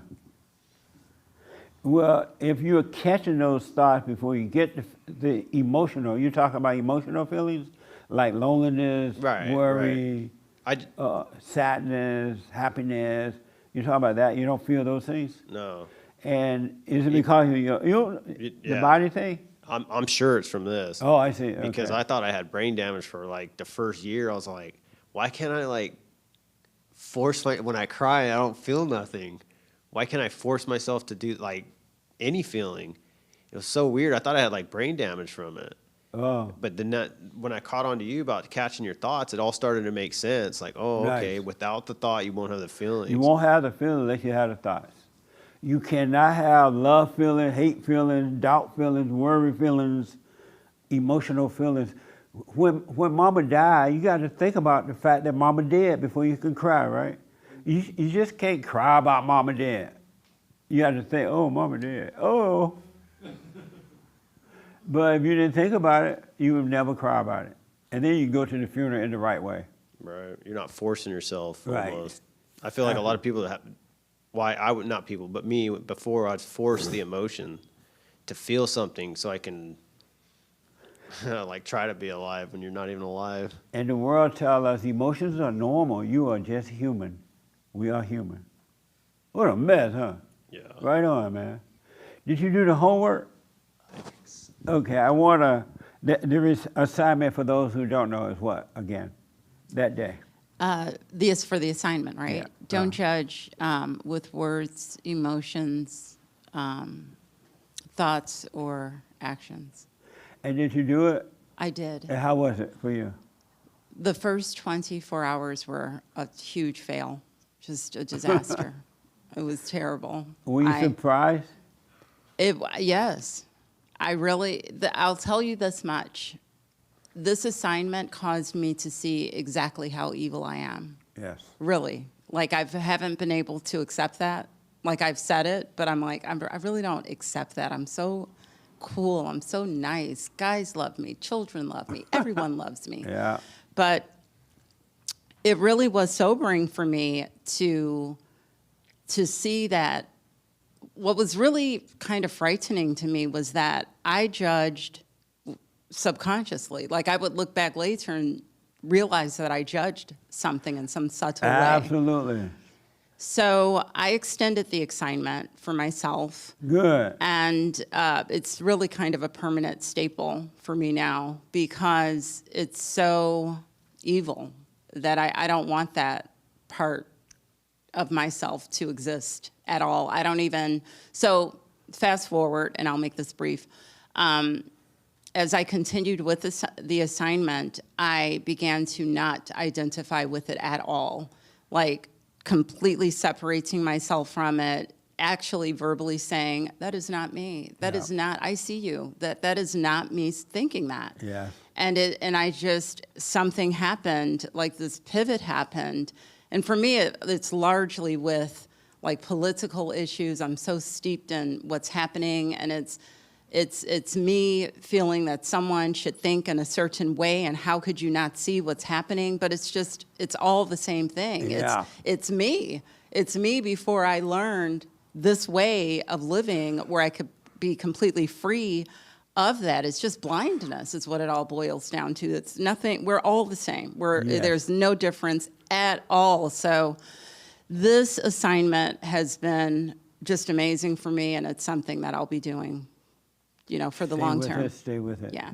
I want you to know, if you can do this assignment, and I'm not going to tell you what it is because the devil will give you an idea, you play on that. There's something on the other side that you don't see yet. There's something on the other side that's going to blow your mind. God said, don't judge. Don't judge, lest you be judged, right? Don't judge. He said to judge and to not to judge and to love. And people are so dumb, they say, well, I'm a righteous judge. No, you ain't no right. I'm just judging righteously. Isn't that amazing? You're a dummy. You got to say it, you ain't doing it. I'm judging righteously. They have taken the human judgment and called it righteous judgment because they think Jesus really feel what they feel or felt what they feel. Isn't that crazy? They're calling human Satan judgment righteous judgment. But anyway, there's something on the other side of this that is right there, you don't even know it. And it's amazing. If you can go and not judge with thoughts, looks, words, gestures, emotions, you don't have to do that. You were not created to live that way. Everybody in the whole wide world does it. And then they make up an excuse as to why they do it. And the Christians call it righteous judgment. Allah Abba call it cut your neck off judgment. I can't wait for this lesson to be over because I'm sick of the people at the gym. All the Republicans they want to talk about Kamala Harris. They all come over to you and say the same thing. Oh, she's so crazy. All she does is cackling. All of them say the same thing. They won't even let you work out. And then those who are on the side against Trump, all they're doing is talk. I can't wait till this is over. When they come to me now and want to talk about either one of them, I just ignore them. Okay. And I close my eyes so they'll go away. They all saying the same old, ain't nothing new. And so I have a good friend that I work. Hey, good friend. I'm like, okay, one day's assignment, don't judge. And he's been trying, but he keep messing up. But he's definitely trying. He can't judge Camilla or Trump or himself or anyone. And he's finding it so interesting not to have an opinion. You got to not have an opinion. Opinions are from Satan. They're not yours. You did not come up with these opinions. You're not in control of anything. Anybody else Doug, did you do the assignment? I can't wait to hear this. I'm judging. I'll say. Did you do the assignment of no judgment? It was a feeble attempt, but I definitely tried. I crashed and burned not too long after church was over. But I did kind of, one thing that I did kind of see it and do it all week. And one thing I kind of saw about myself is that there's a lot of things that I don't even realize I'm doing wrong, that I'm doing wrong. Yeah. And I'm not saying I saw all of it, but I saw a couple of things that, like, I didn't even realize that was wrong, and it's wrong. It's wrong. You're going to see some things about yourself you haven't even seen yet, that you don't even know is wrong, you think is right. Or you don't even know if you think it's right, right or not. Just imagine you're supposed to live a life of non-judgment. God doesn't judge us. And like the Father, we should not be judging. And if you really knew who you were, instead of this fake one, you would never judge. Never do it. It would be impossible. Impossible. That's what you are to me. Impossible. Did you do the assignment? I failed every day. Every day. I think I managed like maybe an hour, but I was by myself. And what was it like not doing it for an hour? I mean, it was during the silent prayer. Oh. That was the only time I was able to do it. Amazing, huh? Yeah, it's. Did I you- don't even know if I gave up. I think I might have just forgot and got caught Did up. you know you were so judgmental? Oh, I knew. I just didn't know the depths of it. Yeah. Absolutely. Right. What a mess. Yeah, but I'm not trying to throw in any ideas here, but it almost seems like this should be a weekly assignment along with whatever else you give us. It should be, you're right. It should be an everyday assignment. You're absolutely right. Yeah. But I tried to make it a little easier on the people because I didn't want you guys to explode. But it should be an everyday assignment. Right. And it is. Oh, It's an everyday assignment. No judging with thoughts, looks, words, gestures, yeah, or feelings. No anger or good feelings. yeah. Everyday assignment, that's the everyday. And so every Sunday I'm going to ask about it. Get ready. Absolutely. Right on. He would be evil. I was talking to a lady, nice lady, counseling with her. And she doesn't mind me sharing. I won't say her name or where she's from or anywhere. She was telling me that, because she had been recommended by somebody else for counseling, right? And I was like, well, why? Something like, why are you here for counseling? She's like, I don't know. I am one of the most bubbling, happy, smiley, giving, free. I bubble all the time. People call me Bubbles. I don't know why I'm here. I'm the nicest person you ever want to meet. I'm like, really? She's like, yeah. I didn't know anything about it either. The person who recommended just recommended her. I was like, oh, good. I said, well, so how is life working out for you? Well, I was married, but my husband left, and it wasn't me, it was him. He so this, he so that. And then she told me some other stuff, right? So I finally asked her, you haven't done anything wrong. She's like, I don't know, I've never done anything. I'm the most giving, loving, bubble. I'm just bubbling all that. I'm bubbling. And I'm saying, yeah, you're bubbling because you are evil. And you put on a fake, you like those advertisements that people put in the window? What do you call those advertisements? What do I call that, Jay? When they put those beautiful things in the window. Neon sign? She has a showcase personality. Being all bubbly is just a showcase personality. It's not real. And then I'm like, well, tell me one thing you've done wrong. She couldn't think of one thing. And I'm like, so you can't think of one thing. And then she focused for a minute, became aware, right? And she started thinking of all these things she'd done wrong. And wow, she's like, I don't blame my husband for leaving me. I didn't know I'd done that. I know, I'm like, you. And so by the time we were done, she realized that she was evil. She never thought of herself as evil. And she realized that she was evil. And she owed her husband, her parents, an apology. And tears came when she saw, I never saw that I was evil.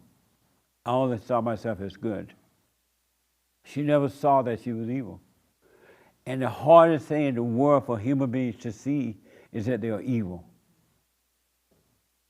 Human nature is an evil, nasty, dirty. It's worse than the words I'm using. Nature. Human nature is evil. That's why you must be born again of the Father's nature, of God's nature. God's nature is good. Human nature is evil. And as soon as you can see that you're evil, you can go and forgive. Because you're going to see then that it's not you. And you won't identify, you'll stop eventually identifying with it. But human beings why do you think human beings are so, there's no justice in society at all. Zero. no justice, because human beings are evil. They're of their father, the devil. Christ said, "You are of your father, the devil." What a mess, huh?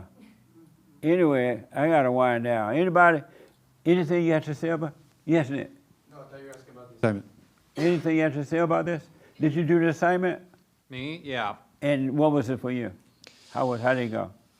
I'm realizing that I judge myself the most, and the person that I'm the hardest on is me. And maybe it's I that I need to forgive. That's what I think. There's no you to forgive. Who is the I you're gonna forgive? Right, the identity. What, like the young lady was saying, why don't you just stop saying the I so the I can disappear? Right, yeah. I agree. Communication purposes, we gotta use the word I. You can consciously use the word I and not identify with it. Any question about anything? I can't, nothing comes to mind right Okay. now. Amazing. Is this, you guys been here before? Oh, okay. Yeah, you look familiar. Did you do the assignment? No, we've been kind of gone for like a couple months. It's been a couple months since we've been here, so we. You been what now? We tapped out of like Y'all this for a tapped little out? bit.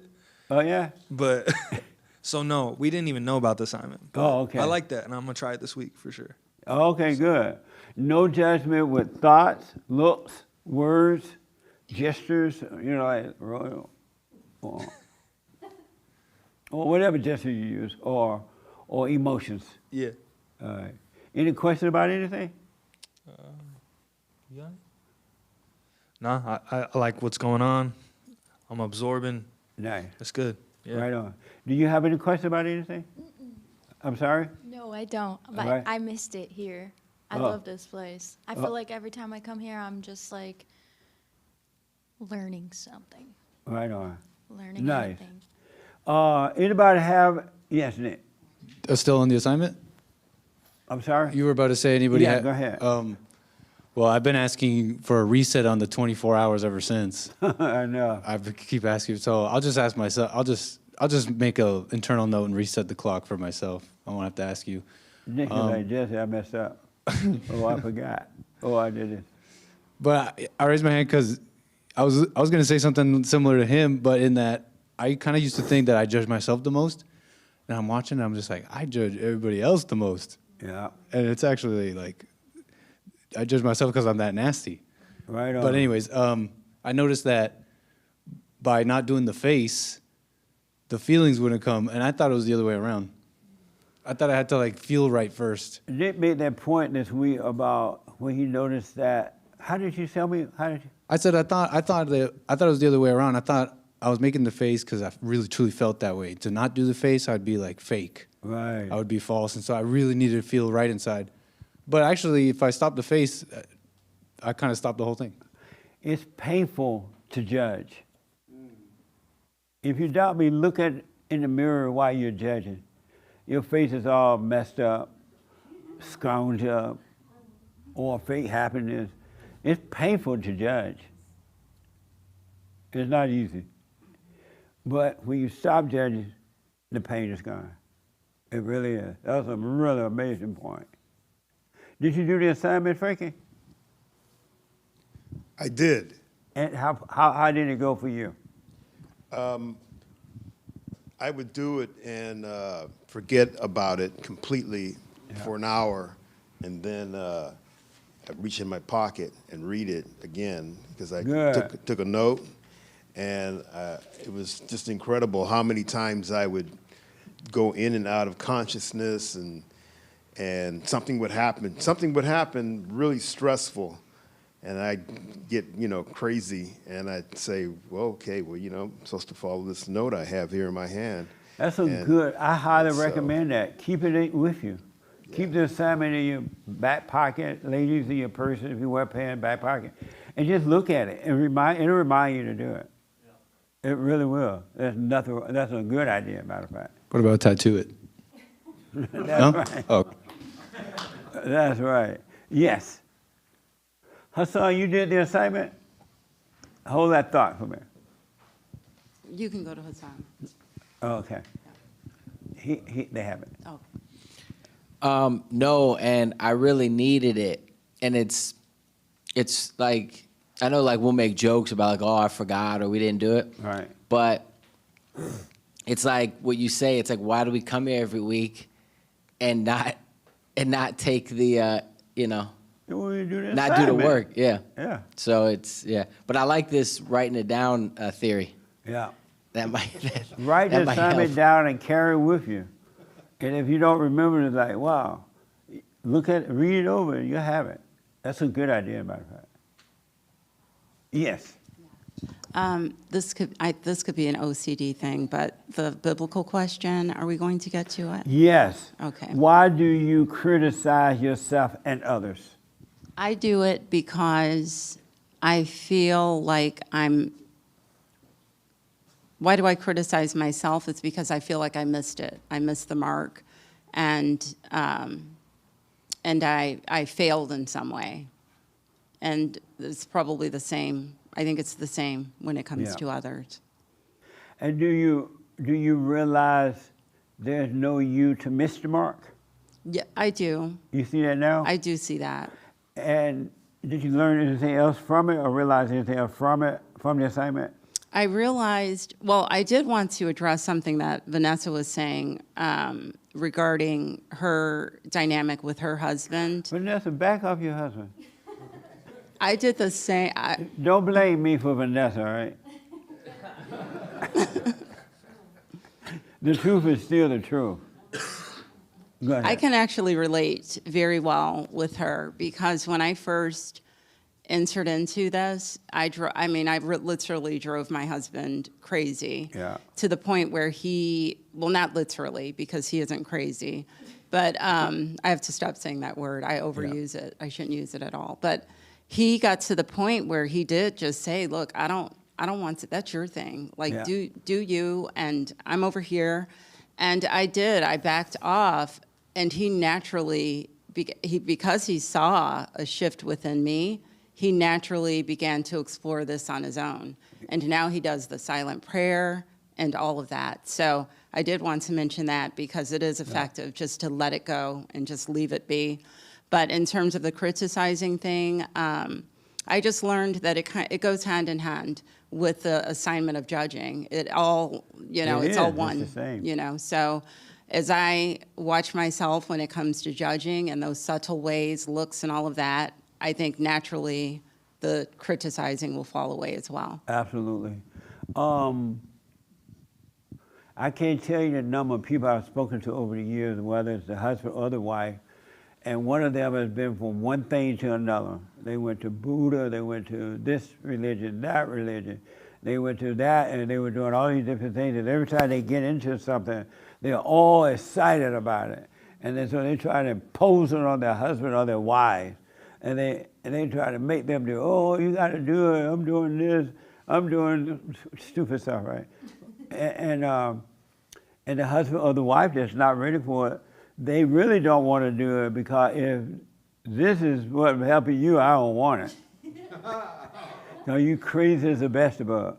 Yeah. But then I talked to a husband recently, and he was saying that his wife is still crazy, but he just kind of secretly started listening to the message for himself. And he really realized, you know what, I do have to forgive. I do have anger. And he just quietly started working on himself. He didn't even tell his wife. She doesn't even know to this day that he's working on himself because she's crazy. Isn't that crazy? The last thing Stop imposing this on anyone. God doesn't impose the truth on anyone. Why should you? He let those who want it come for it. You have to invite the truth in as an individual. You cannot impose the truth on anyone. They're going to reject it. I just wanted to add one last little snippet is that what I did see, it was kind of revelatory for me, is that the way my husband, pushed away because I, kind of judged him and wanted to inflict this upon him. Yeah. the way that dynamic happened in my marriage is the way it happens everywhere. I got banned off of Instagram for 1 month. I'm like, why did I get banned? I'm just telling you people the truth. Listen, I know what I'm talking about with my little political commentaries. And I'm like, okay, I really have to do some soul searching here, but yeah. I knew a friend of mine who had a lot of friends, not a lot of friends, but he had some good friends.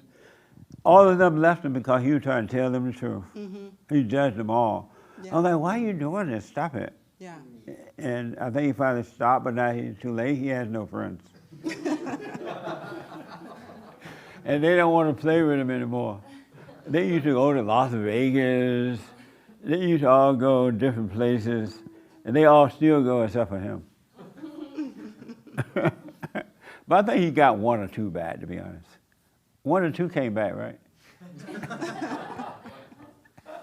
You played with 1 or 2 of them, right? And he had like some really nice friends.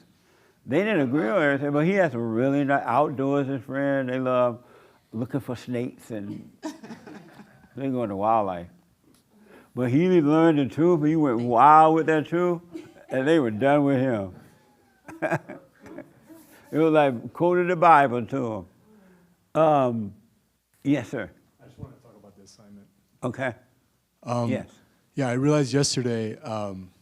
So if I have a Saturday off, I'll go on like a hike, and I realized on the way up the mountain, I was judging like every other person that was coming down. Yep. And one group would pass, and I'd be like, okay, you're not going to judge the next person that you see going up the mountain. And the person would come down, and I'd be like, don't judge him. But I would judge him anyway. Yeah. So it was funny, and I got to the top of the mountain, and then the end of the hike, I ended up trying to judge myself. I finished it with like a judgment on myself, but Yeah. I caught it like kind of late, but I still caught it. But I wanted to say the beauty of the assignment was that I don't think it was meant for me to stop judging, because I couldn't, as hard as I tried. It was meant for me to see absolutely how judgmental I really was. Absolutely. Yeah, so I just wanted to share that. Nice point, amazing point, because seeing is what changes it. Yeah. If you just see it, that's why God said, pray without ceasing. He just means stay present. I'm right here, right now, all the time. Don't be lost in the illusion of time in your imagination. That's what Satan is, and all his little demons, in the past and the future, right? He said, pray without ceasing. Be aware, be aware, be aware. Watch, watch, and watch, and watch. The guy at the gate, he sat there and he watched, and he was looking for Christ to come through the gate. Stay present. Stay with God. He's always with you. Absolutely, man. Anything else? No, that's it. But that's amazing. So stay with the assignment. It's an everyday assignment. No judging. And you're going to love one another. When you don't judge, you're going to love. Because there's no other thing left but love. And you're going to love with real love, not this fake righteous love stuff. All right? But there's something on the other side of this you're going to see that you haven't seen yet. You haven't seen. So I got to say, you don't have to say where you're moving to in case your enemy try to follow you down there and kill you. But you're moving, so that means you won't be here for the women's forum, or you just come sometime for the ladies' forum? Maybe sometimes, like maybe my husband and I would come and maybe do an overnight stay and little hotel and make a weekend of it or something. But nice. And yeah. But you'll be here on Sundays? Not that's 4 hours round trip. So maybe, carpooling with Jason. Well, shout out Jason. Shout out Jason. Carpooling. Yeah. Every now and then I'm going to be, I don't know. I think it'll be interesting to see how I proceed with all of this without being here every Sunday. Are you glad about leaving LA? Yes. Really? Yes. And why?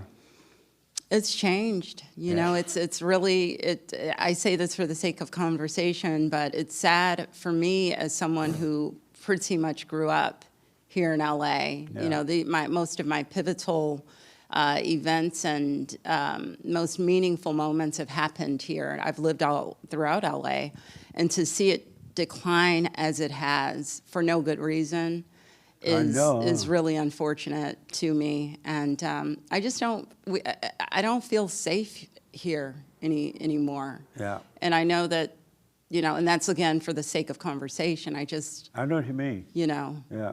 I just want to be Well, elsewhere. I wish you well. We're going to miss you up in here. Thank you. I'm going to miss you all. We're going to put a tape recorder here, pretend that it's you talking. Oh. No, we're going to miss you. Thank you. Really. So, Likewise. But come, at least some Sunday you can come. For sure. Yeah.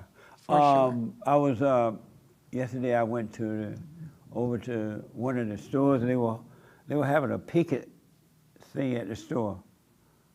I believe it was CVS, one of those, I'm not sure. Y'all seen that? They were picking. And I'm like, so I went and got my products, and I was walking out of the store, so I went over to one of the picket people, and I asked, do you realize that you don't know what you're doing? I said, do you realize that the union has made a fool of you? They have told you that you need more money, and they made it sound so good how much you're going to get, and blah, blah, blah. And they said, okay, let's go picket for it. And then, but what I didn't know is, and so the person was like, no. It was like, these people make $14, $15, $16 an hour, and the company make buku money, a lot of money. He said, how much? I said, well, the company's supposed to make more money than you. They own the company. And then I said, but do you realize that you've been brainwashed? And they were like, the person was like, no. And then I realized he was the union leader. And then he said, no, I love these people. I said, no, you don't love these people. I said, you don't love them. I said, because if you're a union person, you know that the only people that are going to make money are the union workers. I mean, the union head bosses people. They're going to make the money because as soon as these stupid people make the money, their union dues are going up. They're going to be paying more union dues. And that money is going to go to the union bosses. And the union bosses are going to be partying up. They're going to be, they be getting free cars if you're a union worker. I don't know what it's like now. When I was a union worker, I got free cars. I didn't have to drive my own car. They gave my own free car, free food, and the party used to be amazing. They used to be Diddy and some. That's why I ain't mad at Diddy. The more money you got, the better the party gonna be. You know what I mean? I ain't mad at Diddy. And I'm gonna take Diddy some lunch down to the jailhouse. But I'm like, you don't. He's like, no, I love these people. I said, no, you don't.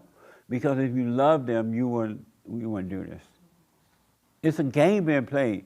And I say that because that's how the devil uses human beings to play games on you. They'll make you think and want something or need something that you really don't want.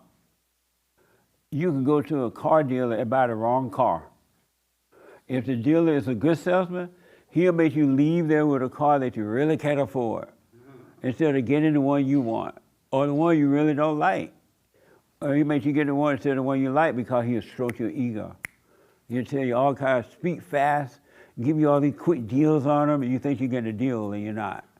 You got to wake up. Human nature is evil. It's the same nature that is out of you. You got to wake up. You don't have to wake up, but you can wake up and be free or stay in your imagination, live as a slave. All right? But it's been done. Stop calling yourself anything. Get rid of all titles. As you see them, let them fall off. And they will fall away. And just live a free life. Live up here instead of down there. And let everybody live the way they want to, have no opinion about it. If somebody wants to stay in hell, stay in your hell.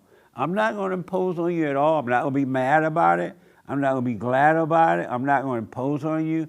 You have a right to live in your hell any kind of way you want. You don't see Jesus or God having a fit about it. You don't think God see people suffering? He see you suffer. He still said only a few are going to make it. He can make everybody he wants make it to heaven, to have an amazing life. He doesn't do that. He lets you suffer. He's not going to impose on you.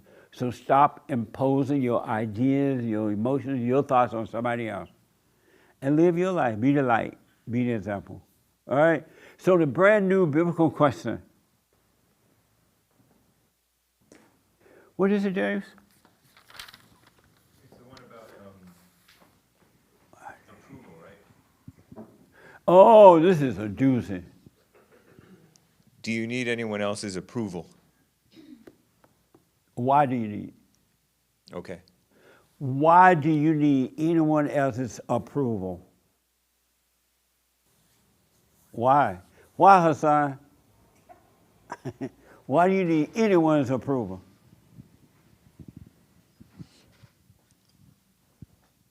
You don't? No, why do you need it? And don't be lying to say you don't. I know it's weird. Well, no, it's a weird thing because there's a lot of part of me that's like, I don't care about nobody's, opinion, and you don't even have good taste anyway, so who cares? But then there are certain people that, if I'm being honest, I do care about, that they accept my taste.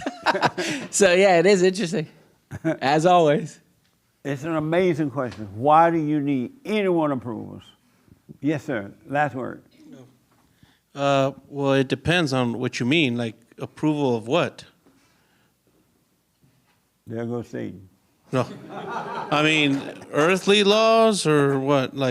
Because I need someone's approval to Why do you sell need on the anyone street, approval? right? I need to get a permit for that, right? So I need someone's approval, right? So, I guess what do you mean by why do I need someone's approval of what? Amazing. Yeah. Well, think on it. I can't respond until next Sunday. Okay. Why you have the last word? Why do you need anyone's approval? Anyone approval? Well, I guess you don't. No. Why do you need it? Why do I personally? Yeah. I don't know. I guess it's wrong, but I would want to feel like I'm a good person, but that's not a good reason, I guess. So you need others' approval so you can feel like a good person? Yeah, I guess so, but we shouldn't do that. Amazing. Are you answering your question too? Am I asking a question? Are you saying you shouldn't need it? Oh, yeah, I'm saying you shouldn't need it. You should just... So why do you need it? Well, I guess I don't. What? You get mad at your wife. Uh-huh. Don't get mad at her anymore. Mm-hmm. All right? Don't argue with her. Don't do anything. Go hiking. Okay. Thank you. All right. I'm out of time. And that's the biblical question. Why do you need anyone's approval? However it goes. All right? No meetings this week. Sorry I had to miss. I'm not really sorry. For the sake of words. I had to miss the women's forum because they're always amazing. They really are. But hopefully next month we'll do the latest forum. The next meeting is first Thursday of the month with the men. All right? First Thursday. Check out the shows. My show at 6 a.m. Pacific time. The Hake Report at 9 a.m. Pacific time. Joel Friday, he black, at 11 a.m. It's weird. Joel's name is Joel Friday, but his show's only up until Thursdays. Should it be like Joel Thursday? But Joel Friday at 11 a.m. and the American Anchor Baby at 4 p.m. and Punching TV. Check out Punching TV. Punchie, Punching TV. And Hassan and I have some goodies coming up for you. And hopefully I start telling you about it tomorrow. All right? Don't forget to donate, tithe and offers. We need your support. Thank you all. Work on yourself. Get on that straight and narrow. I promise you, you won't regret it if you stay there. Endure until the end. Don't give up. All right? Take care. Thank you all. That was amazing. Amazing.